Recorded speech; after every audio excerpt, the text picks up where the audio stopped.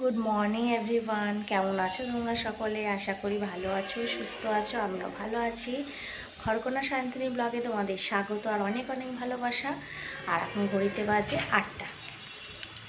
হ্যাঁ, আর চা খাওয়া হয়নি, চা খাবো। এদিকে ভাত বসিয়ে দিয়েছি, মামা ওখানে খাচ্ছে মুড়ি জল একটা বাটিতে। আমি বললাম মুড়ি আর জলটা ভিজিয়ে নিয়ে খেতে। আজকে বলছে না, শুকনো মুড়ি একটা বাটিতে নিয়েছে আর একটা বাটিতে গ্লাসে জল নিয়ে নিয়ে খাচ্ছি।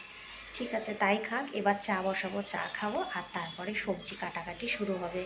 বালিশ বিছানা সব এগুলো সবই পড়ে রয়েছে, করতে হবে। তো চলো আজকে ব্লগটা শুরু করলাম, দেখতে থাকো, সঙ্গে থেকো।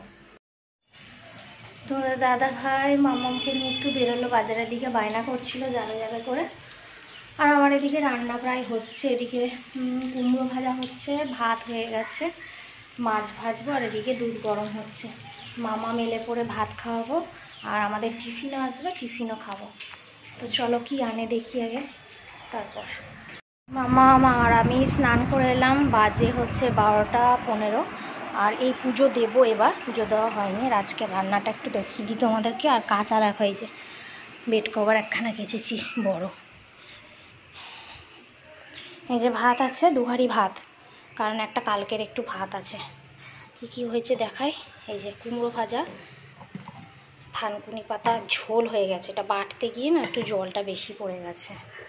এটা হচ্ছে এঁচোড়ের বড়া। এটা হচ্ছে বেগুন, নিম পাতা মেশাবো, নিম বেগুন হয়ে যাবে। এটা হচ্ছে ইলিশ মাছ ভাজা আছে আর মামামের রুই মাছ ভাজা আছে।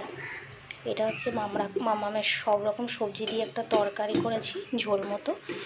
আর আমাদের হচ্ছে ইলিশ মাছের কারি, কালো জিরে দিয়ে। তো চলো আমরা একটু পরে খেতে বসবো, দেখিয়ে দিলাম।